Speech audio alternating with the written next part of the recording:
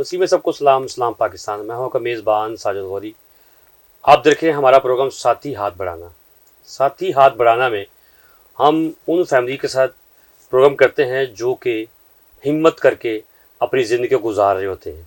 Financial तौर पर strong तो नहीं होते, लेकिन हिम्मत मददा मदद खुदा, ये अल्फाज मैंने इसीलिए बोले हैं कि आज हमारे साथ जो ख़ातून मौजूद हैं वो बड़ी ही हिम्मत वाली हैं, जिनकी ज़िंदगी हंसती मुस्कुराती ज़िंदगी थी और 1 साल के बाद वो ज़िंदगी ऐसे होगी जैसे कोई आसरा छिन गया हो।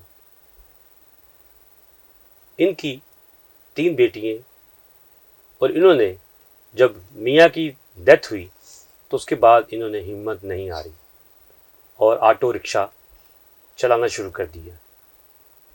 और ऑटो रिक्शा जो इनके मियाँ ने इसलिए लिया हुआ था कि हम लोग फैमिली बड़ी है और हम लोग आते जाते इसमें सफ़र करेंगे। लेकिन वो क्या हुआ कि एक मौजज़ा ही हो गया कि मियाँ के जाने के बाद वही रिक्शा इनका रोज़गार बन गया। इन्होंने हिम्मत दिखाई और अपनी बच्चियों को पाल रहे हैं। नाज़रीन, हमारे साथ वो फैमिली मौजूद है। हम इनसे बात करते हैं कि इनकी जो ज़िंदगी है, एक रिक्शा चलाने वाली जो ख़ातून अपनी ज़िंदगी को गुजार रही है, वो किस तरह गुजार रही है। तो आइए इनसे मुलाकात करवाते हैं। बहुत शुक्रिया आपका। सबसे पहले तो अपना नाम बताइएगा ज़रा। राहुल मुबीन। अच्छा, तो बाजी जो ज़िंदगी चल रही है आपकी अभी, तो मैं जानता हूँ कि इस तरह की ज़िंदगी गुजारना एक बड़े ही लम्हे की बात है कि जो इंसान हिम्मत करके अपनी ज़िंदगी गुजार रहा है कि जिस तरह 1 साल के अंदर ही आपके शोहर की डेथ हो गई और 1 साल के बाद आपने अपनी ज़िंदगी को चेंज सा कर दिया, वो किस तरह हुआ? बस इनके पापा के जाने के बाद सब कुछ ही खत्म हो गया जिंदगी से। मैं समझ सकता हूँ कि आपकी जो ये आंसू हैं, ये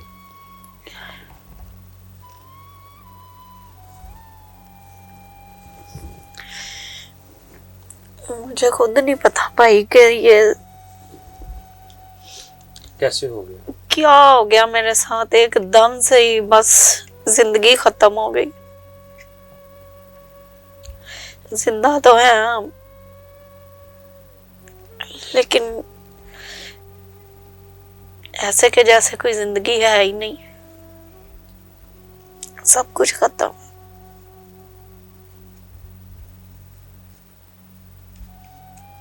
लेकिन आपकी हिम्मत उसी तरह है कि जिस तरह आप अपने बच्चों की ज़िंदगी को गुजार रही हैं रिक्शा चलाकर।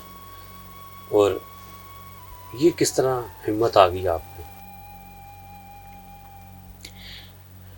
बस भाई मजबूरी। मेरी बच्चियां हैं, मैंने इनको पालना है, इनको पढ़ाना है, इनको शादियां करनी है इनकी। तो अगर मैं भी नहीं देखूंगी तो इन्हें किसने देखना? कौन देखेगा? कोई नहीं देखता। बच्चियों की खातिर हिम्मत करनी पड़ती है। और आपका तो हमने सुना कि आप एक टांग से माजूर भी हैं और बड़ी हिम्मत करके आप रिक्शा चलाती हैं। वो सारे दिन में घर पे भी आना, बाहर जाना। हाँ जी। तो ये बड़ा मुश्किल काम है। कर रही हूँ, फिर करना तो पड़ता है, बच्चे हैं मेरी। भाजी, मैंने सुना कि आपने संडे स्कूल की ट्रेनिंग भी की हुई है और पास्टर्स का कोर्स भी किया हुआ है। तो किसी चर्च ने आपको कोई हेल्प नहीं की, आकर आपसे पूछते कि आप किस तरह ज़िंदगी गुजार रहे हैं? नहीं भाई, किसी ने कोई नहीं। सबको पता है, तब मेरी शादी नहीं हुई थी, तब मैं मिनिस्ट्री में थी। ठीक है। और सबको पता, काफ़ी पास्टर्स, काफ़ी एरियाज़ में हम जाते थे। संडे स्कूल मिनिस्ट्री जो है वो मैं रनिंग करती थी। ठीक है।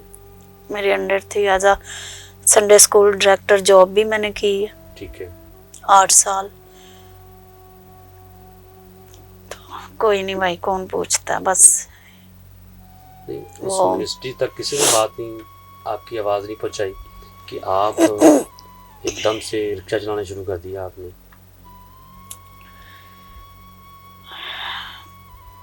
भाई मैं क्या कह सकती हूँ, बस मेरा जो ज़हन है ना वो ये है कि मेरी बेटियां, मैंने इनके जब पापा थे ना तब मुझे कोई टेंशन नहीं थी कि हमें, वो कंप्यूटर सॉफ्टवेयर हार्डवेयर इंजीनियर थे, वो जी। बहुत अच्छी जॉब थी उनकी, प्राइवेट भी काम करते थे, किसी किस्म की हमें कमी नहीं उन्होंने आने दी थी। तो अचानक से कैसे, बीमार थे कुछ? तो नहीं, बीमार नहीं हुए, उन्हें अचानक सीने में पेन हुई है। जी। तो उन्होंने कहा मुझे पेन हो रही है, मेरा ऐसे जैसे सांस रुक रहा है। मैंने उसके भाइयों को फ़ोन किया, उसके भाई भी आ गए हैं फौरन, उसकी भाभियाँ, उसकी बहनें, बेनोई सारे ही इकट्ठे हो गए हैं। फिर हॉस्पिटल लेके गए हैं, तो हॉस्पिटल वालों ने कहा कि जगह नहीं है हमारे पास, प्राइवेट लेके गए थे। फिर दूसरे हॉस्पिटल लेके गए हैं, उन्होंने, वो भी प्राइवेट था, उन्होंने भी कहा कि जगह नहीं है। फिर उन्होंने अपना ज़हन बना, वो कहते कुछ नहीं होता। उनकी बड़ी बहन कहती सर्विस ही लेके चलो। फिर अब इसकी तबीयत को हम देखें कि मतलब कोरोना के जोर था, तो वो कह रहे थे, मशहूर था ना कि इंजेक्शन लगा देते हैं, तो कह देते हैं कोरोना में डाल देते हैं, तो फिर इस वजह से वो डरते थे भी थे बहन भाई उसके। लेकिन उसे तो कुछ भी नहीं हुआ था, बस पेन हुई है, तो फिर बस डर भी तो एक होता है जी। लेकिन फिर उधर गए हैं, सर्विस जा रहे थे।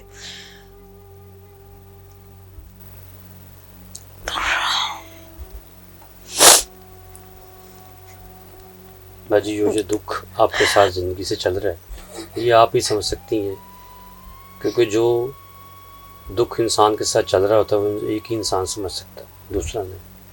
तो उनके किसी बहन ने या भाई ने कोई हेल्प नहीं किया आपकी कि भाभी आप रिक्शा चलाने के लिए बाहर जा रही हैं तो हम आपकी हेल्प करते हैं? क्योंकि भाई जो आपके मियाँ थे वो तो नहीं चाहते होंगे कि आप कभी भी बाहर जाए। वो तो भाई, मैं कभी सौदा लेने भी नहीं गई थी, हर चीज वो घर पे ला के देते थे।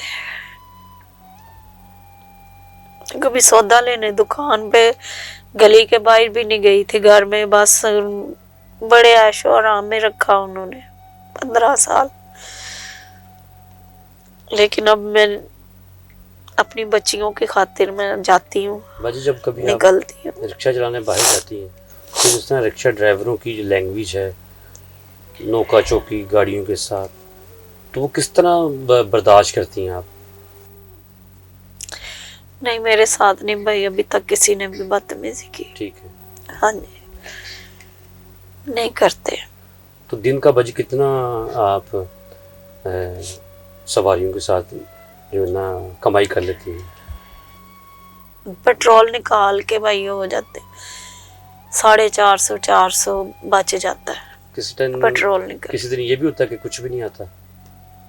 हाँ जी होता है, ज़्यादातर होता है कि कम होता है? सवारी निकलती नहीं है, जी। रिक्शे बहुत ज्यादा जी।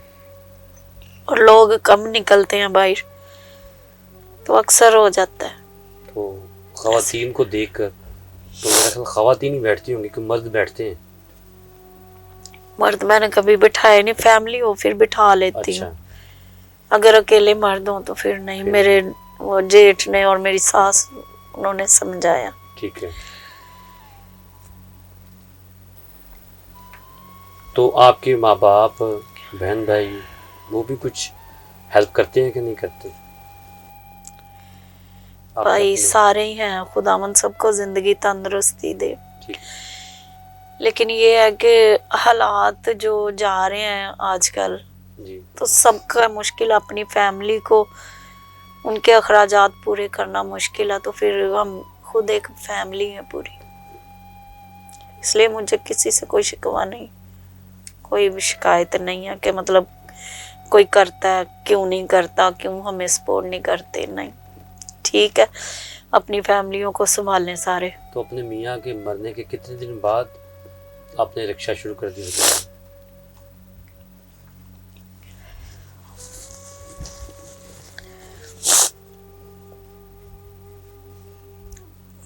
मेरे जो साहब जब खुदा के पास गए हैं तो 3 महीने बाद मुझे पेन हुई है। 3 महीने तक तो घर में जो कुछ था हम खा रहे थे, क्योंकि इनके पापा जो है ना वो इकट्ठा ही राशन लेके आते होते थे। उन्होंने कभी ये नहीं है कि थोड़ी सी चीज ले आए तो फिर थोड़े दिनों के लिए, पूरे महीने का खर्चा ला। तो 3 महीने बाद फिर मुझे पेन हुई थी बहुत ज्यादा, मेरे इधर साइड पे पेट में। तो सर्विस हॉस्पिटल में गए, उन्होंने इंजेक्शन वगैरह लगाए तो भेज दिया घर। तो फिर पेन रुकी नहीं, घर आके फिर शुरू पेन 2 दिन होती रही। तीसरे दिन मेरे भांजे हैं, बड़ी बाजी के बेटे, वो मुझे एक प्राइवेट क्लिनिक पे लेके गए। उन्होंने अल्ट्रासाउंड की तो उन्होंने कहा कि पित्ते में पत्थरी है और पित्ता जो है वो भरा पड़ा है, तो फौरन ऑपरेट करवा लो।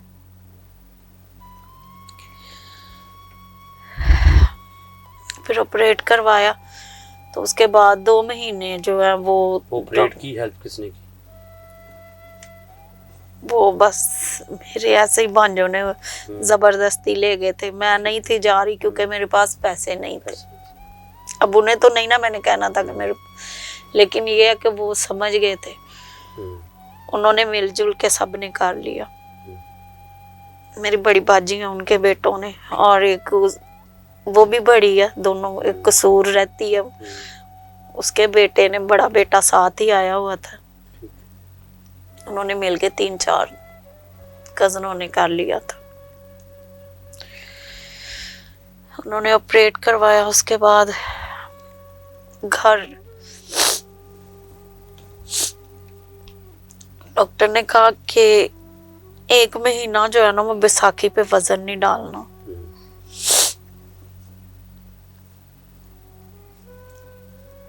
तो काफी टेंशन थी। फिर हमारे घर ये रिक्शा जो है ये इनके पापा ने लिया था, तब हमारी छोटी छोटी कमेटियां हम डालते होते थे,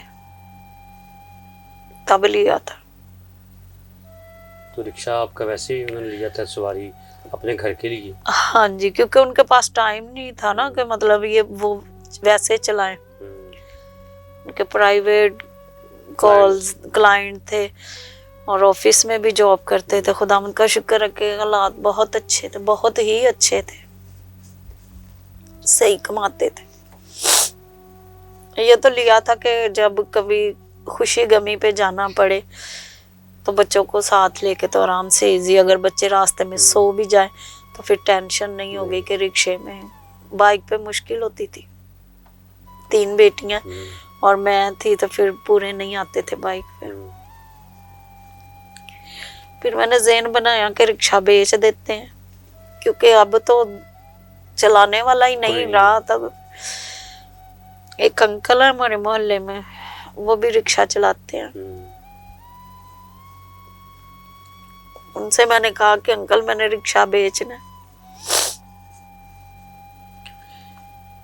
उन्होंने कहा कि बेटा क्यों बेचना है? मैंने कहा बस अंकल अब तो साहब नहीं है तो चलाना किसने है, तो वैसे भी हालात ऐसे हैं कि अब बच्चों ने तो अफोर्ड नहीं कर सकता, बच्चों ने तो खाना है भाई, उन्होंने तो खाने के लिए मांगना ही है और फिर माँ को ही कहना है। तो मैंने कहा अंकल मैंने जितने का भी बिकता आप पता करें। उन्होंने मुझे समझाया कि बेटा पहले तो मेरे मुंह की तरफ देखते रहे परेशान होके, फिर उन्होंने कहा कि कितने दिन खा लोगे रिक्शा जो है बेच के, कितने दिन खा लोगे? फिर उन्होंने कहा कि बेटा आप खुद क्यों नहीं सीखते? बच्चों की भी मुश्किल होती थी स्कूल लाने ले जाने की। हाँ जी, मैं जिसको भी कहती थी तो कोई 3000 कहता था, कोई 3500 कहता था।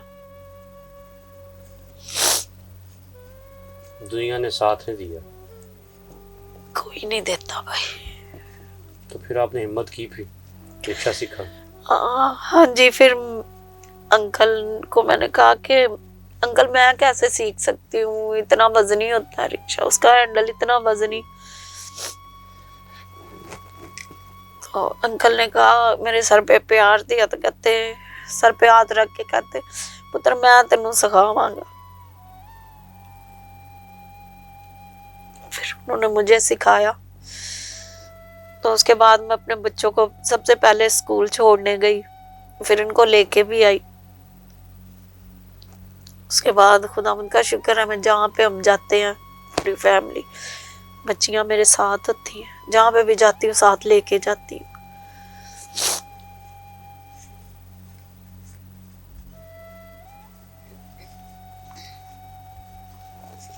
तो अभी बच्चे आपके पढ़ते हैं? हाँ जी, बच्चियां मेरी पढ़ती। तो फीस अफोर्ड कर लेती हैं आप कि मुश्किल हो जाती है? मुश्किल तो हो रही है भाई, लेकिन पढ़ाना तो है। कोशिश मेरी यही है कि मैं पढ़ाई ना इनकी रुके, आगे जैसे खुदावंद की मर्जी।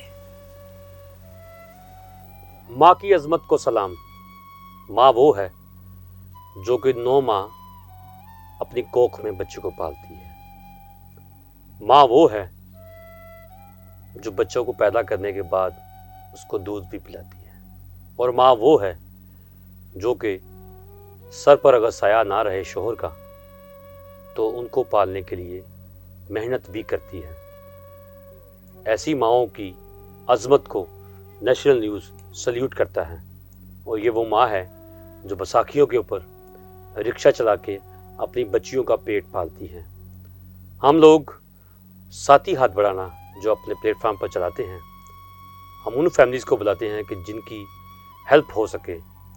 और ये हेल्प करना कोई ऐसा काम नहीं कि जो किसी के लिए शर्म की बात हो। ये एक हमारा मसीही कौम का कौमी फरीज़ा है और इस फ़र्ज़ को हमें मिलकर निभाना चाहिए। और नेशनल न्यूज़ अपने इस कौमी फरीज़े को लेकर सबसे आगे है। और मैं अपने नेशनल न्यूज़ की टीम के साथ मिलकर ऐसी माँ को सलाम अर्ज़ करता हूँ।